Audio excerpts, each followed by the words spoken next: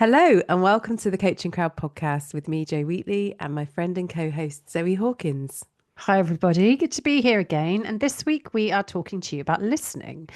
And we were looking through our podcast episodes, and of all over 200 episodes, we've only ever done one on listening. So we thought it was time to revisit this critical skill in coaching. It is what draws a number of people to coaching. You can be a natural listener, and people always comment on your ability to really make someone feel heard and seen. And so listening is really such a foundational skill in coaching, but sometimes taken for granted that you can be a good listener. So we wanted to share a little bit of a spotlight on this important skill today. Yeah, I think it's a skill, it's also a science and it's an art. And what separates a coaching conversation from any other conversation? Well, one of those things is the level or the quality of listening that you offer to the person that you're coaching. And as Nancy Kline talks about, really, the art of listening well is about being able to ignite something in the other person. You're not listening to respond, you're listening to ignite. And so we're going to talk through some different levels of listening on the podcast today. And we're going to talk through things from the very first level of listening where it's all about self. Me. And so everything you hear is through that. And we'll talk a little bit more detail about that, all the way up to what some people, I think Otto Scharmer calls generative listening. And we'll add in some of our own perspectives to all of that along the way. Mm. And I think one thing to acknowledge is you will do all of these things. Being a coach doesn't mean that you're automatically going to listen at a transformative level in every single conversation that you have, because that can be exhausting. Like the art of listening intently within a coaching conversation requires a presence and an energy that I don't think is something you can uphold all of the time.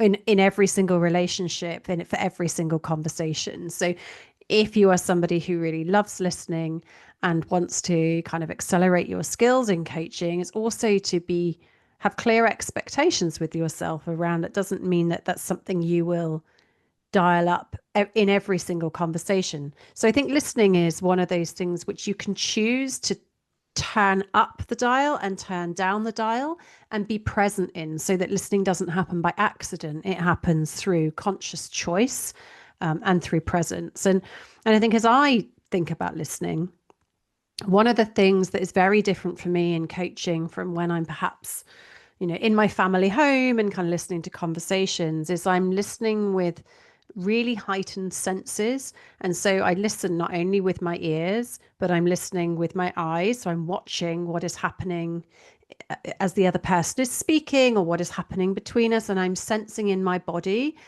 different emotions that I may be receiving, or what's happening with the energy. And those things are happening for me simultaneously. So I'm taking in what is both heard and unheard, seen and unseen, you know, felt, not felt, and I'm receiving that information. And I think it's an intuition, it's an intuitive level of listening that I can turn on in coaching that isn't something I would necessarily use all of the time. What about you, Jo? How do you describe like the deepest level of listening that you have in coaching? I think the deepest level of listening that I have in coaching is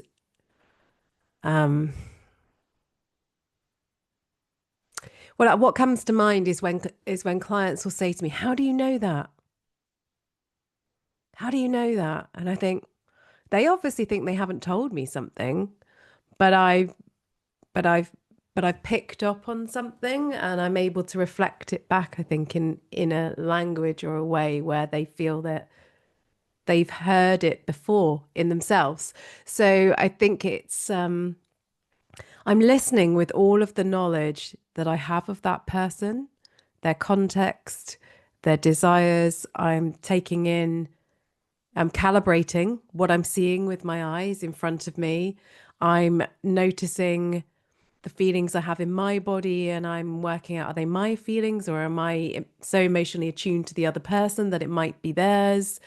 I have an awareness of what's going on in the broader world that might also be impacting on that. So and I think it's there's a purity to it.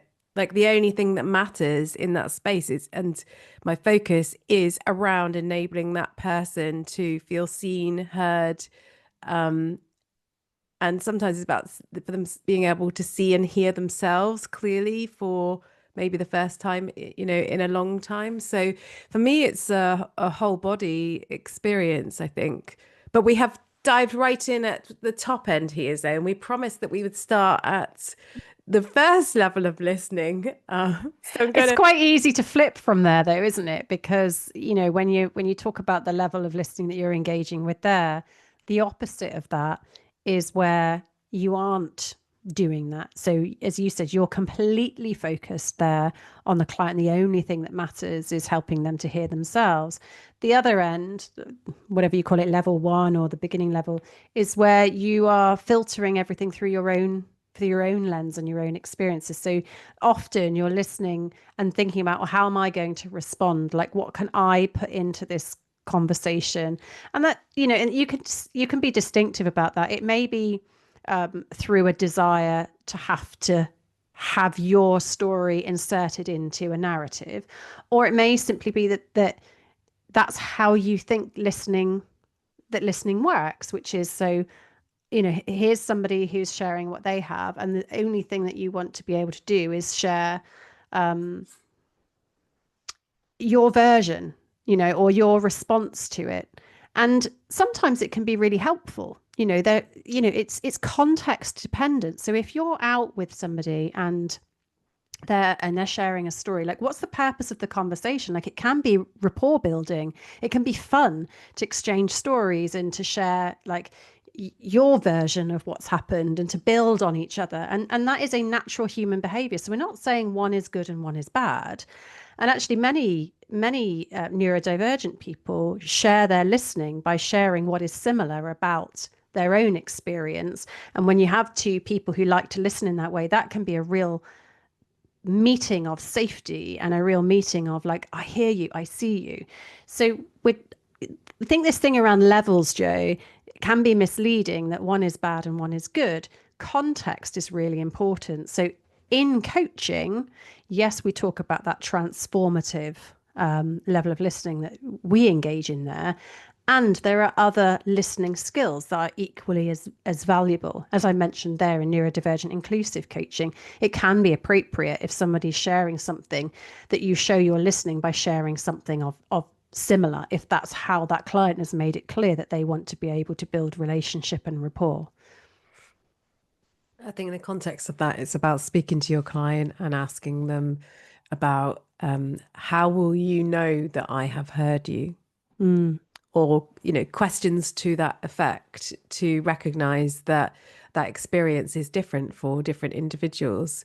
When we talk more widely, I think sometimes when people are evaluating how good a listener they are, because in people will say like, "Oh, I'm a great listener," but what does that mean? How have they reached that conclusion or that judgment? And talking outside of coaching, just in every day. And I think sometimes the criteria for that is simply that they don't interrupt other people when they're talking. And I think what we're saying is that it's not just that equals being a great listener. So it's about understanding what the individual needs in order to feel heard, and often that's about feeling understood as well. For some people, they experience someone as being a good listener if they're able to summarize well. So take, a lot of information that the person has shared, and then they're able to kind of summarize it in a concise number of words, somehow without losing the essence of it. mm, And that can feel like a real tonic to the person that's being listened to, because it's like, oh, like you've simplified it, you've heard me, you've understood me, we can move forward together now. So that'd be mm. an example of how somebody might demonstrate good listening skills. But for somebody else, it could be around the person not saying anything when somebody's got to share something. But for somebody else, that would be painful. For somebody else, feeling listened to would be that person contributing. So I think you're right to highlight that it's just not as linear as, models will often. reference. But that first level of listening, if you like, it is around self. So it's thinking about when you're listening to the other person, you are simultaneously thinking about what will I say next. And if you're holding something around like, oh, shall I say that or not? Because what if they don't like me if I say that? I want them to still like me. Or if you've got stuff around value going on in your mind, like what should I say next so that I can demonstrate value? It's the I in it that indicates that you are listening, but you might be limiting your skills in some ways in terms of limiting the connection and also limiting then some of the insight that the other person might be able to gain if you were to loosen your grasp um, on the conversation. Mm. And there's maybe a filter around like trying to work out what you think about what the other person is saying. So it's kind of hard to describe. I guess in coaching, I'm not thinking about what my client is saying. I'm receiving what my client is saying, and I'm responding to what my client is saying in service of what they want. It's not really about my opinion or my perspective or it's definitely not about my direction and where I want to take a client to. And I think that's different from everyday conversation. Like in everyday conversation, you're often thinking, how can I help this person to feel better? Or what can I say that will make a real difference? Like those things can be relevant in coaching, but you're not there to fix a client, but you can be there when a client, when a friend is confiding in you about something, that you have that lens. So that's less about self, but you are running it through your own desire to help rather than running it through your client's desire to help themselves, I guess is a point of differentiation. I think another thing about listening, and coaching has so many contradictions, and we have actually done a podcast on contradictions in coaching, but this is one that kind of came to my mind when we were talking about listening. Is we would teach on a coaching training program that when you are summarizing, you use the client's own words, and the reason we do this is because there's a lot of unlearning that needs to take place in coaching. So where you are told you're a good listener and you're really great at questioning, often that comes with habits and conversational patterns that are less helpful in coaching. So when you're taught to summarize in coaching, you talk about using your client's own words. And I know that when I'm really deeply listening and I'm summarizing a client, sometimes the most powerful things are when I am able to put into words something that the client hasn't been able to put into words. So, for example, if a client is sharing perhaps some confusion or is trying to work something out, and I'm receiving that, and what I'm hearing in my mind is I feel like the client's looking for peace, and I might just say, wow, I hear that you're really looking for peace there. And I often know when I've sort of hit on something for the client, because they may well up or they may say, oh my gosh, that's exactly it. And I'm not therefore summarizing my client's own words, but I've received almost like the client's experience in my mind. And there are times where I'll do that and the client will be like, no, that's not it at all. So it's listening with the non-attachment to what you are presenting back to your client. And sometimes when you talk about that level one listening, is we can become attached to what we think we're hearing or what we're putting into the conversation, because it comes from, as you said, Joe, that place of me and I rather than the client and them. I think where we're going here is talking about as you develop your ability to listen effectively, what you're able to tap into are you're listening to what isn't being said as well as what is being said. How long you'll notice the nuances around, the spaces between sentences are shorter or longer. You will be able to sense into and notice when energy has shifted. So they may be continuing the same conversation, but you've just noticed that something's changed for the client. So you're listening for the micro, the micro things in the conversation because you're so focused and in tune with your client that becomes easy. Um, and it's, if it's something that's joyful for you because you understand the the need, if you like, of where that's coming from. So it's really about being able to notice shifts, patterns, those micro elements, and being able to not always vocalize that back to your client, but it's also about how you might take those things that you notice and use it to inform how you are, how you might change your posture, how you might change the tone of your voice when you ask your next question, and how that might inform what the where the client and the conversation is able to go. So there's a real beauty, I think, in listening. I've always been always been fascinated really by how creative, and both got to be thoughtful. It's thoughtful, mindful, but it's also being able to be in your body with it, and to do it in a very caring, compassionate way, very respectful, and really being able to trust your intuition and be able to question your intuition as well in the deepest respect.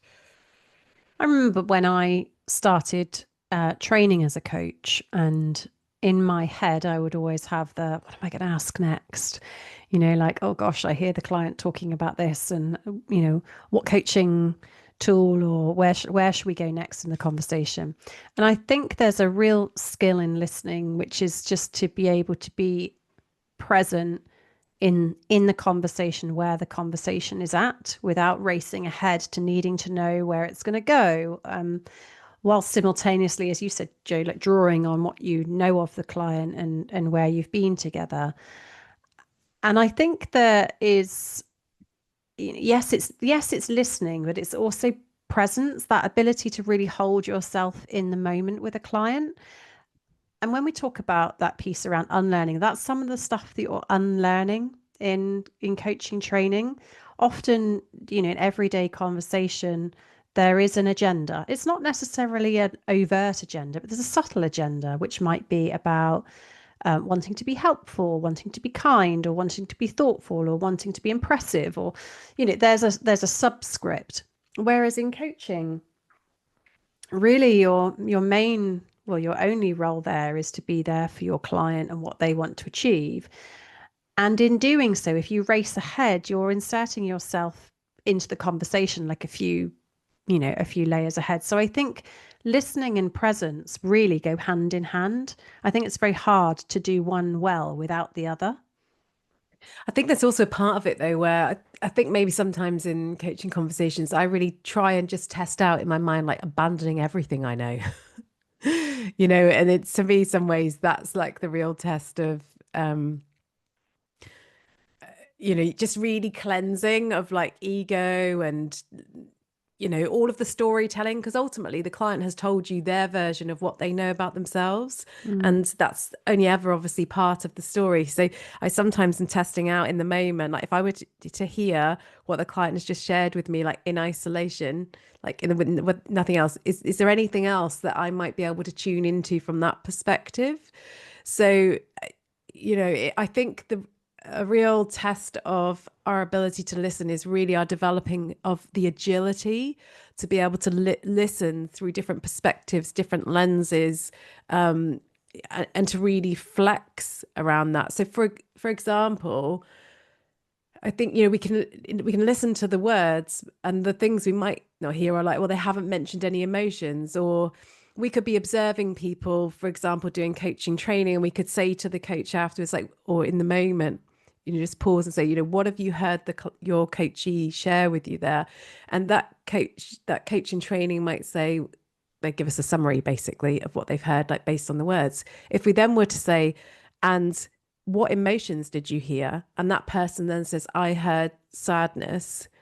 And then the coach that's listening to this, you could, like you said, Zoe, like they well up, or like all of a sudden they have a realization, because that just wasn't in the perspective. It wasn't maybe in the coaching training's perspective, because maybe they weren't aware that they're listening for emotions as well as words and that kind of more linear directional stuff. But it's all that really matters is what is it that's going to make the difference for the coachee. Mm. And so when you're developing your skills of listening is really exploring, like for some people it might be like mind mapping, creating something around listening. What is that? How might I do it? What are the different things to listen to and for, and constantly checking in with your coachee, like, am I hearing fully what you are sharing with me, for example? And the coachee might say, yeah, I think you are. And if they say it in that way, you've got to hear the hesitation. So they're saying one thing, but they're perhaps meaning another. They're maybe not sure if they have or not, but they're just giving a quick answer. And rather than just going on and say, oh, great, on to the next thing, actually just being able to just hold it there and say, I'm hearing a hesitancy, I think. Is that present for you, or is it something else? They might say, oh, I don't really know. I don't really know what I'm trying to communicate. Okay, tell me more. It's that we often aren't given time, I think, in life generally. And time is really valuable. I think like that is often when we can start to hear our own voice. And I think in coaching, what a lot of coaches want to do is to really reconnect with their own voice. And when they do that, that often is when coaching has been most successful. Yeah, I think really what we're summarizing in this podcast is there's lots of different ways to listen, and different relationships will require different things. And in coaching, I think the level of listening I certainly that I aspire to is that deep presence, as you said, Joe, the ability to help a client to hear themselves and hear their own voice clearly, or to find their own voice in coaching. And that can be hidden, in lots of different ways. And I think when we are able to hear almost like the silent whispers of a client, and help to amplify that, it's transformational for clients. And that isn't necessarily a skill that you'll step into from day one. The more clients you work with, the more experience you get as a coach, the more you start to see and hear yourself the subtleties within conversations. And I think if you're interested in coaching and thinking about whether you would make a great coach, like practice that deep presence, in conversations with your children, your spouses, your friends, your colleagues, your peers, is just settle yourself quietly inside, ground yourself so that you're very present in the conversation, and really listen, like really tune up your desire and willingness to listen, and just see the impact that it has on a conversation. Because I think you'll notice how much further we can all go in conversations when we're really paying attention to the listening that we bring. So if you've enjoyed today's podcast, then and you're thinking around training to be a coach and developing your skills even further, come and do our quiz at mycoachingcourse.com. That's going to help you to work out which coaching qualification is right for you.